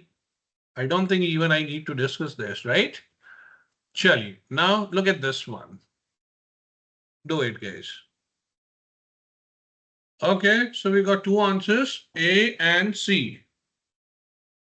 चलिए, let's see this one. अब जैसे मैंने आपको बताया था कि अभी इस क्वेश्चन में भी आप देख रहे होंगे, the focus is on कि रिटन टेक्स्ट को मैथमेटिकली कैसे रिप्रेजेंट किया जा सकता है। या तो आप उसे रिप्रेजेंट करें, या उसने ही लिख दिया है उसको आइडेंटिफाई करें कि इसका मतलब क्या होता है। This is the focus, right. इसी चीज की आपको प्रैक्टिस ज्यादा करनी है, मतलब अपनी एक्सपेक्टेशंस ऐसी रखनी है कि हाँ इस चीज पे मुझे ज्यादा फोकस करना है, ऐसी प्रैक्टिस ज्यादा करनी है, क्योंकि I am going to see questions related to that sort of stuff. Now, Hannah deposited a fixed amount into her bank account each month. Okay, the function this gives the amount in dollars in Hannah's bank account after T monthly deposits. What is the best interpretation of 25 in this context? अब आपको कई सारे questions ऐसे दिखेंगे आगे जब आप practice भी करेंगे, तो केवल इन फंक्शंस को देखना आप सीख लीजिए, आपके पास कोई भी दिक्कत नहीं होगी। इसका मतलब क्या है, फंक्शन एफ टी की इससे मुझे पता लग रहा है टोटल अमाउंट टी मंथ्स के बाद इतना होगा, राइट। तो इसका मतलब क्या है, अगर इसको आप पूरे को अच्छे से समझते हैं तो इसका मतलब है कि जैसे जैसे मैं टी की वैल्यू यहां पे डालता जाऊंगा, जैसे F1 करूंगा, what does it mean, I have to put 1 here, 100 plus 25 times 1 that is 25, okay. F2 क्या हो जाएगा मेरा, 100 प्लस 2 मतलब 25 टाइम्स 2 इज 50, या इसी को हम ऐसे लिख लेते हैं 25 times 2, right. F3 100 plus 25 times 3, F10 100 plus 25 times 10, right. तो अब इसमें देखिए हर केस में 100 कॉमन है, राइट। ये अगर मैं F0 करता हूं कि बिल्कुल स्टार्टिंग में, तो ये 25 टाइम्स 0 मतलब केवल 100। तो इससे आपको पता लग रहा है कि जब इनिशियली उसने अपना डिपॉजिट करना शुरू किया तो पहले से जो बिल्कुल फर्स्ट मंथ में उसका जो अमाउंट था वो $100 था, राइट। मंथ कंप्लीट होने पे नहीं, फर्स्ट डे पे, कि स्टार्टिंग में ही $100 उसने डिपॉजिट किए हुए थे। फिर फर्स्ट मंथ में उसने 25 किए, सेकेंड मंथ में 25 इंटू 2, थर्ड मंथ में 25 इंटू 3, मतलब कि हर मंथ में 25 बढ़ते जा रहे हैं, राइट। तो इस फंक्शन को ऐसे आप पहचानना शुरू करो, क्योंकि बेसिकली ऐसा ही कोई फंक्शन आपको दिया जाता है और उस पे आपको टेस्ट किया जाता है, आपको ये देखना है कि इनका रोल क्या है, राइट। तो टी यहां पे नंबर ऑफ मंथ्स है, 25 वो फैक्टर है जो मल्टीप्लाई हो रहा है हर मंथ में, मतलब कि वो चीज है जो ऐड हो रही है, तो $25 ऐड किए जा रहे हैं, राइट। तो अब इसमें एक बार चॉइसेस देख लो। With each monthly deposit the amount in Hannah's bank account increase by $25, is it true? Yes, हर मंथ में $25 इंक्रीज होते नजर आ रहे थे। Next, B, before Hannah made any monthly deposits, the amount in her bank account was $25. Is it true? No. क्यों? जो account में इनिशियल अमाउंट था that was not $25. एक second, I think like that, and then I pick this, right? So B के अंदर जो mention किया गया है ये $25 नहीं, अगर ये 100 होता तो करेक्ट होता, क्योंकि इनिशियल अमाउंट वाज 100 और ये इनिशियल की बात कर रहा है। Next, after one monthly deposit, the amount in Hannah's bank account was $25. क्या एक मंथ के बाद 25 होगा? No, 100 plus 25 into 1 होगा. That is 100 plus 25, that is 125. अगर ये 125 होता तो ठीक हो सकता था। Hannah made a total of 25 monthly deposit. क्या उसने 25 डिपॉजिट किए? No, I do not know about this. पूरे के पूरे क्वेश्चन में कितने डिपॉजिट किए ये मेंशन नहीं है, टी तो चलता ही जाएगा, 25 के बाद 30, 40, 50 कितने भी हो सकते हैं, पर ये 25 तो फैक्टर है कि हर मंथ 25 ऐड हो रहा है, तो टी की वैल्यू 25 नहीं है। इसका मतलब डी का मतलब है T is equal to 25। No, T is not 25, T तो हम बता रहे हैं जो डाल के देख रहे थे, और पूरे क्वेश्चन में कहीं भी टी के बारे में बात ही नहीं हुई, right. So I hope it is clear. So what is the right answer? Obviously A for America, कि हर महीने $25 ऐड हो रहे हैं अकाउंट में। If you have any questions or doubts, please ask. Otherwise, jump to this question. Okay, so both of you said B for Bombay. Now this is pretty easy question, लेकिन फिर भी एक बार देख लेते हैं। What does it say? मुझे दो triangles दिए गए हैं, right. Now the information says that right triangle PQR and STU are similar, where P corresponds to S। Correspond मतलब सिमिलर ट्रायंगल क्या होते हैं? दो ऐसे ट्रायंगल्स जिनके तीनों एंगल्स रिस्पेक्टिवली सेम होते हैं, मतलब किसी एक एंगल, जैसे ये ट्रायंगल है, इसका P एंगल S के इक्वल होगा, Q एंगल T के इक्वल होगा, R एंगल U के इक्वल होगा। अगर ये तीनों एंगल्स दोनों के सेम हो जाते हैं तो we call them similar triangles, ठीक है। ओके, नाउ उसने मुझे बता भी दिया कि P कॉरेस्पॉन्ड्स टू S, की जो P है वो S के इक्वल है, ठीक है। और ये राइट तो राइट के इक्वल होगा, ये तो हमें साइन दिया ही हुआ है, so obviously Q is equal to T। Fine, if the measure of angle Q is 18, ये 18 है, तो उसने S एंगल पूछा है, this is the question, so this S would be equal to this P, right, obviously बात है। Now this is my 90, क्योंकि मुझे ये साइन बना के दे दिया है, ये sign, the sign here represents 90 degree, right angle, right. तो अब इन सब का टोटल कर लेना हमें, दोनों का 90 और 18 का, और एक ट्रायंगल के इंटरनल एंगल्स का सम कितना होता है, दैट इज 180 डिग्री। 180 में से सब्ट्रैक्ट कर देना है। So my answer would be 180 minus 90 and also minus 18, that would be the answer. ये टोटल कितना हो गया, 108। 108 में से रिमेनिंग कितना बचा, 180 में से सब्ट्रैक्ट करेंगे, that is 72 degrees, right. So B for Bombay is absolutely the right answer. चलिए, let's do this one. Now, what is an equation of the graph shown? अब इस ग्राफ में जो हमें एक लाइन दी गई है, वो कौन सी ऑप्शन है जो इस लाइन की इक्वेशन रिप्रेजेंट कर रही है, ठीक है।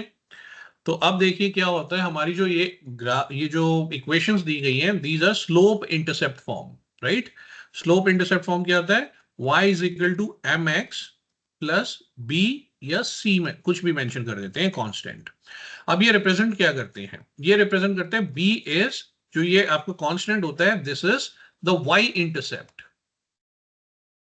ये लाइन जो है वो वाई एक्सिस को कहां कट कर रही है, ये वो पार्ट बताता है बी। और एम इज द स्लोप। अब ये हालांकि हम जब अपना लीनियर इक्वेशंस वगैरह करेंगे वहां पे डिटेल में डिस्कस होगा, बट अगर आपको अभी नहीं पता है, इट्स ओके, कोई बात नहीं। इस चीज को अगर आपको पूरा नहीं समझ आता है, आप छोड़ सकते हैं, लेकिन आई होप आपको अगर थोड़ा भी आपने किया होगा तो समझ आ जाएगा। स्लोप क्या होता है, स्लोप इज बेसिकली, स्लोप क्या होता है, इट इज ए रेशियो। ये रेशियो होता है राइज इज टू रन, ठीक है। अब ये क्या राइज इज टू रन क्या होता है, इस डिटेल में हम नहीं जाते हैं अभी के लिए, लेकिन कुछ चीजें मैं आपको बता देता हूं। जब लाइन हमारी लेफ्ट में नीचे से राइट में ऊपर जा रही होती है, समथिंग लाइक दिस, तो स्लोप पॉजिटिव होता है। और ऊपर लेफ्ट में ऊपर से राइट में नीचे आ रही होती है, समथिंग लाइक दिस, तो स्लोप नेगेटिव होता है। या आप इस चीज को ऐसे देख सकते हैं, अगर हॉरिजॉन्टल के साथ हमारी लाइन एक्यूट एंगल बना रही है, जैसे लेट्स से कि ये एक हॉरिजॉन्टल लाइन कहीं पे भी डाल दी, तो जिस लाइन को मैं टेस्ट कर रहा हूं, अगर वो एक्यूट एंगल बना रही है 90 डिग्री से कम, जैसे ये, तो इसका स्लोप पॉजिटिव होगा। और अगर वो ऑब्ट्यूज एंगल बना रही है तो उसका स्लोप नेगेटिव होगा, ठीक है। तो एक ये बात हमने देख ली। तो यहां पे जो मेरी लाइन आ रही है, आई can easily see that this horizontal के साथ कहीं पे भी एक हॉरिजॉन्टल लाइन डाल दो, एनीवे इसको भी कंसीडर कर सकते हो आप, या अपनी मर्जी से यहां डाल दी। तो ये कैसा एंगल है, ये ऑब्ट्यूज एंगल है, मोर देन 90 डिग्री। तो इसका मतलब ये लाइन जो है, ये नेगेटिव स्लोप वाली लाइन है, ठीक है। तो मेरा जो एम है that has to be negative. तो एक बार चॉइसेस स्कैन करो। मेजॉरिटी केसेस में आपको चॉइसेस स्कैन करनी है, क्योंकि ऐसे आंसर्स में बहुत सारी ऑप्शंस आपकी केवल चॉइसेस को स्कैन करने से ही एलिमिनेट हो जाएंगी, और कई बार तो 3 की 3 हो जाएंगी, सीधा ही एक राइट आंसर बच जाएगा। तो इन दिस केस मुझे चाहिए नेगेटिव स्लोप। नेगेटिव स्लोप कहां पे है, ए में है, यस। बी में नो, तो बी इज आउट। सी में यस, नेगेटिव दिख रहा है -1, एंड डी में पॉजिटिव है अगेन 2, नो। ये दो तो आउट हो गई। तो आंसर मेरा ए या सी में से होना चाहिए, राइट। चलिए एक बार मैं इसको रब कर देता हूं। अब देखते हैं ए और सी में से क्या आंसर होगा।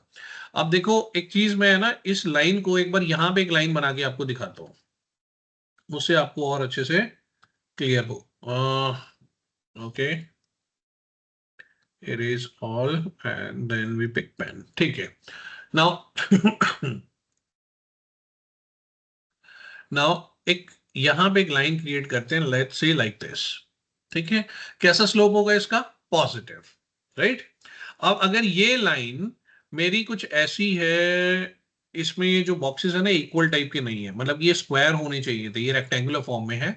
बट लेट्स अज्यूम कि ये लाइन मेरी, अगर मैं यहाँ पे एक 90 डिग्री एक परपेंडिकुलर डाल देता हूं, तो ये लाइन मेरी अगर 45 डिग्री वाली है, मतलब कि 1 1 की 2 पे 2 हो गया, 4 पे 4 हो रहा होता। एक काम करते हैं, रुकिए, मैं इसको कंफ्यूजन ना हो इसलिए है ना, नया ही बना देता हूं। हाँ, ओके। सो 2 पे 2 है, 4 पे 4 है, ओके। सो बेसिकली जो लाइन हमें यहां दिखेगी ना, वो कुछ इन पॉइंट्स को टच करती हुई जाएगी, okay. Let's assume this is my line. तो अब मैं कहीं पे भी है ना एक परपेंडिकुलर डाल देता हूं, लेट्स से यहां पे डाल दिया, ये हो गया 90 डिग्री। अब ये जो 1 और 1, 1 और 1, 2 2 3 4 4 पे जो लाइन है, मतलब कि x भी उतना ही है जितना y है, दोनों इक्वल होते जाते हैं, तो ये हमेशा 45 डिग्री का एंगल बनाती है। क्यों? अब देखिए इस पॉइंट पे मान लेते हैं 9 है ये लेंथ, तो हमारी ये लेंथ भी 9 पे ही आएगी, राइट? क्योंकि 2 पे 2 आ रहा है, 4 पे 4, तो इसका मतलब ये और ये लेंथ इक्वल हो गई। अभी आपको नहीं दिख रही होंगी क्योंकि ये रेक्टेंगल्स बनाए हुए हैं, अगर ये स्क्वायर बनाए हुए होते तो ये बिल्कुल इक्वल दिखती है आपको, ठीक है? तो 45 डिग्री होता है, ये भी 45 डिग्री होता है, मतलब कि ये एक आइसोस्केलेस ट्रायंगल होता है, राइट? तो ऐसे केस में स्लोप क्या होगा? स्लोप होता है basically rise is to run, जैसे मैंने बताया था ना, slope is rise by run, ये एक रेशो होती है। मतलब कि राइज क्या होता है, ये जो वाई वाला पार्ट है, ये वाई वाला जो हाइट है, इसको हम राइज बोलते हैं, और नीचे जो हमारी ये लेंथ है या विड्थ जो नजर आ रही है, इसको रन बोलते हैं, जो एक्स एक्सिस वाला पार्ट होता है, हॉरिजॉन्टल पार्ट। तो इसका रेशो कितना हुआ, राइज कितना है? अगर इस केस में मैं मानता हूं ये 9 है, तो रन कितना हुआ? वो भी 9 ही हुआ, तो स्लोप आता है 1।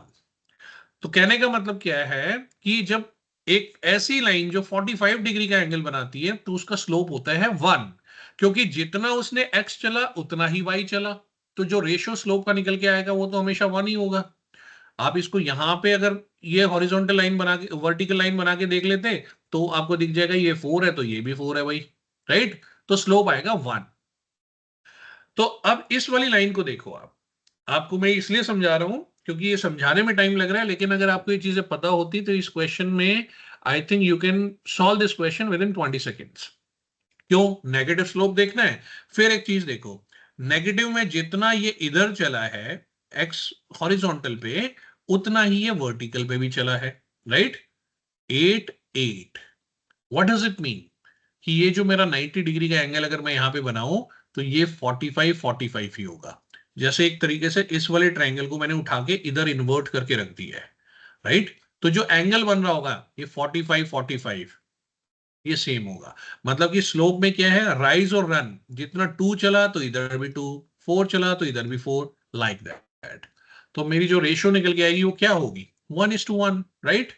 2/2 है तो 1, तो स्लोप मेरा 1 है, नेगेटिव में है लेकिन है 1। तो कौन सी चॉइस ऐसी बता रही है? ए और सी में से ए तो मुझे डबल 2 टाइम स्लोप दे रही है। इसका मतलब तो क्या हुआ, अगर 2 -2 होना होता ना, कि अगर मेरा x 2 पॉइंट्स चल रहा है तो y 4 पॉइंट्स चल रहा है, ये अनदर 2 चला 4 पे गया तो ये 8 चला गया। क्या मेरी लाइन ऐसी है? नो। तो what is the right answer? The right answer is C for Calcutta. ठीक है, अभी के लिए आप इतना समझिए, क्योंकि ये थोड़ा सा राइट और स्लोप को सॉल्व करने के, फाइंड आउट करने के और भी तरीके होते हैं। जैसे एक और होता है हमारे पास मेथड स्लोप के लिए, फॉर्मूला जो होता है y2 minus y1 by x2 minus x1, ये हमें स्लोप बताता है अगर आपको 2 पॉइंट्स पता है तो इसमें 2 पॉइंट्स क्या है? आपका एक पॉइंट ये पता है, लाइन यहां से गुजर रही है, और ये पता है आपको। तो इस पॉइंट के कोऑर्डिनेट्स क्या है? -8 0, और इसके कोऑर्डिनेट्स क्या है? 0 -8। अब इन पॉइंट्स को जब आप यहां पे पुट करेंगे तो y2 देख लेते हैं। y2 क्या है? लेट्स से कि ये वाला मेरा .2 वाला है, ठीक है? ये .2 वाला है y2 वाला, और ये .1 वाला है। तो y2 क्या है? इसका y2 कंपोनेंट -8, और यहां पे ऊपर y1 क्या हुआ? दैट इज 0, -0, ठीक है? और यहां पे x2 क्या है? x2 नाउ इट इज 0, क्योंकि इसको मैंने .2 माना था, ठीक है? मान लेते हैं this is point number x2 and this is point number x1। कौन सा पॉइंट्स? ये वाले पॉइंट्स। तो जो स्लोप फाइंड आउट करेंगे, अब हम स्लोप फाइंड आउट कर रहे हैं, तो x2 कितना हुआ?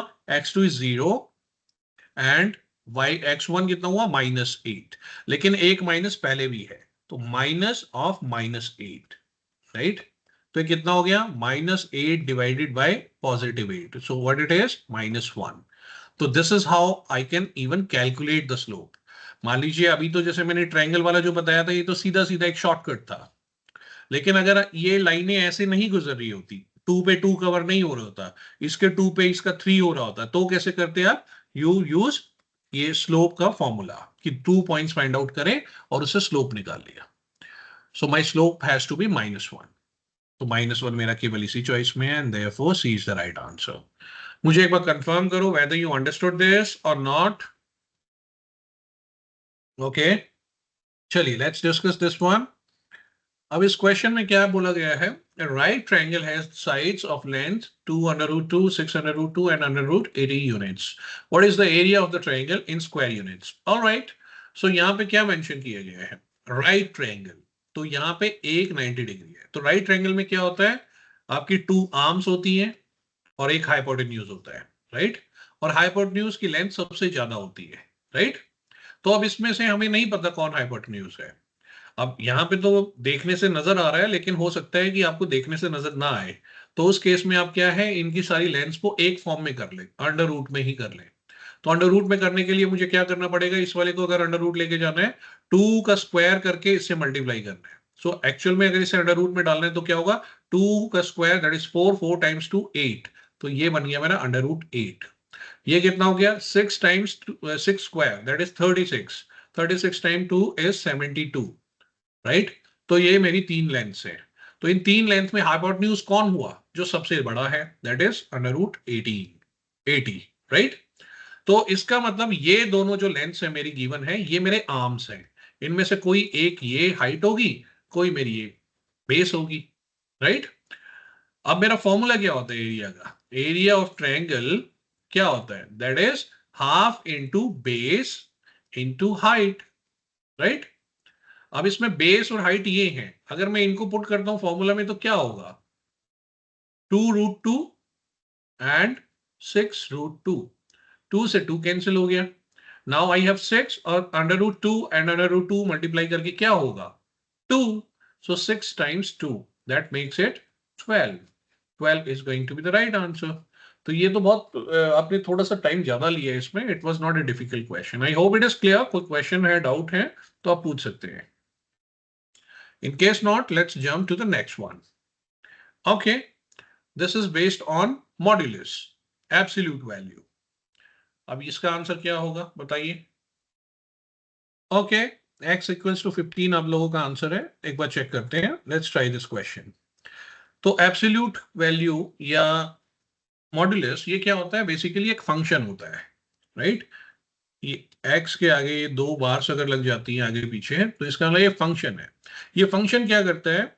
आप इसके अंदर पॉजिटिव वैल्यू डालिए या नेगेटिव वैल्यू डालिए, ये आपको रिटर्न में आउटपुट में पॉजिटिव वाला पार्ट ही देगा। जैसे लेट्स से अगर मैं 5 के आगे मॉड्यूलस लगाता हूं, द आंसर वुड बी 5, या फिर मैं -5 के आगे मॉड्यूलस लगाता हूं तो the answer would still be +5। ठीक है, ये फंक्शन है। फंक्शन क्या होता है? फंक्शन एक ऐसी चीज होती है जिसको आप एक इनपुट देते हैं। लेट्स से ये कुछ फंक्शन है, फंक्शन, इसको आपने एक इनपुट दिया और ये आपको फिर एक आउटपुट दे देगा। ठीक है, ये फंक्शन का काम होता है। तो अब अगर लेट्स से अगर मैं बोलता हूं कि ये आपने समझ लिया कि मॉड्यूलस का काम, एब्सोल्यूट वैल्यू का काम क्या है। नाउ लेट्स से कि अगर मैं बोलता हूं modulus of x is equal to 5, modulus of x की वैल्यू 5 आ रही है, मॉड्यूलस, ठीक है? तो एक्चुअल जो x होगा उसकी वैल्यू क्या है?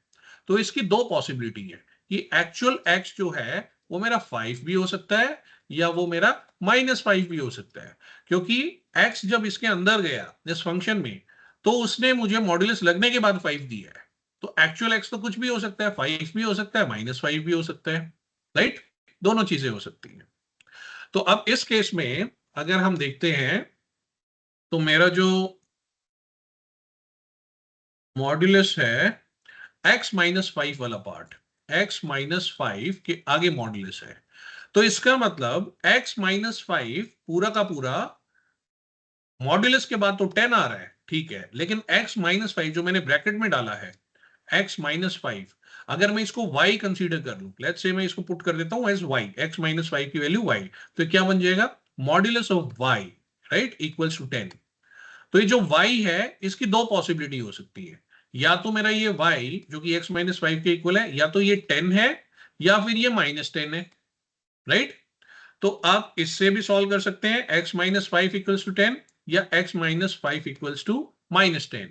तो अब इसमें क्या वैल्यू आएगी? फर्स्ट वाले केस में वैल्यू आ रही है मेरी, ये 5 इधर अगर राइट साइड में लेके जाएंगे it will become x equals to 15, या फिर इस वाले केस में अगर इधर पॉजिटिव हो जाएगा, ये माइनस में है, उधर जाके क्या हो जाएगा? -5 टोटल। तो इन दोनों में से कोई भी वैल्यू हो सकती है। तो वन पॉसिबल वैल्यू पूछा है तो 15 या -5 कुछ भी आप एंटर करेंगे। ये इनपुट बेस्ड क्वेश्चन है, इसमें एक बॉक्स होगा जिसपे आपको मार्क करना है, इनपुट करना है। तो 15 डालें या -5 दोनों ही करेक्ट आंसर्स होंगे, राइट? तो आपने 15 आंसर किया है, दैट इज करेक्ट। चलिए, I believe this is the last question, एक बार इसको भी अटेम्प्ट कर लेते हैं। Do it guys. The table summarizes the distribution of color and shape for 100 tiles of equal area. All right, now we have this table and इसमें हमें कुछ distribution दिखाया हुआ है। स्क्वायर जो है वो इतनी है, ये सारी स्क्वायर टाइल्स हैं जिनमें से रेड स्क्वायर 10 है, blue square 20 and so on. Square का टोटल हो गया 55, पेंटागन वाली इतनी है, और अगर रेड को देखें तो ये है, ब्लू को देखें तो रेड इतनी है, ब्लू इतनी है, येलो इतनी है, एंड इनका सम टोटल 100 हो जाता है।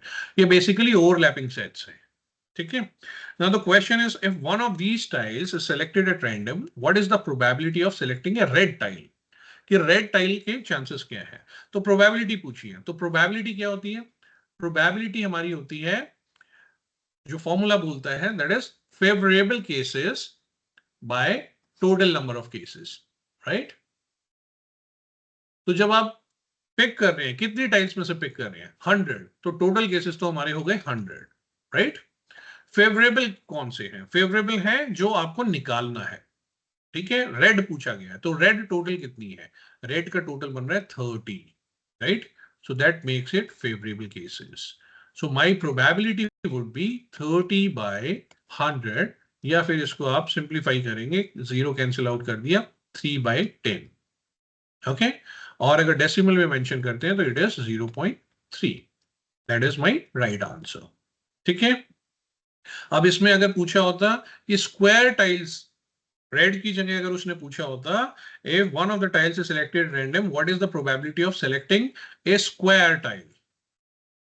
तो क्या हो जाता? फेवरेबल उस केस में 55 हो जाता। टोटल स्क्वायर कितने हैं? 55, और टोटल केसेस तो अभी भी 100 ही है।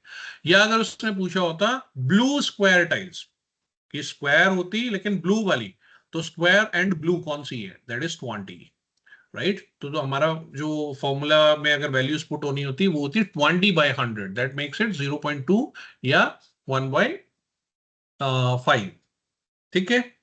सो बेसिकली आपको बस यहां से डेटा उठाना है और फॉर्मूला में डाल देना है। This is how we do it. So I hope it is clear. एक बार मुझे कंफर्म करिए in the chat whether you understood everything, yes और नो।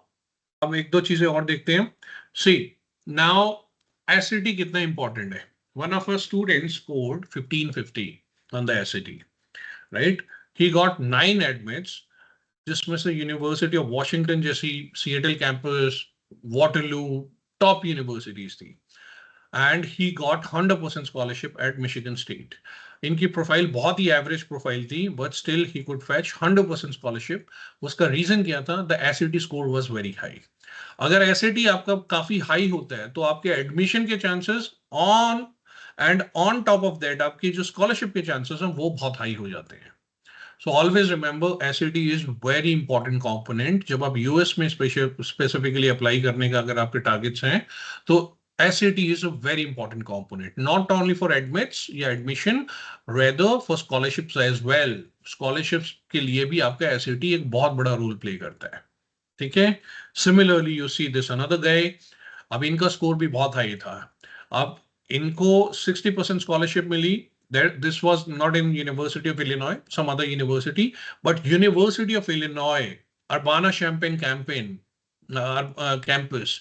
Urbana-Champaign का जो campus है UIUC, this is one of the top most universities. So the point I'm trying to make here is your SAT score, this component is very important. आप अपने mic को unmute कर सकते हैं और सीधा क्वेश्चन पूछ सकते हैं if you have any doubts. If not, I believe we are done. Just give me a thumbs up or type a yes if you agree that we are done and we should end the class now. Type a yes again or give me a thumbs up. I'll assume that you do not have any further questions.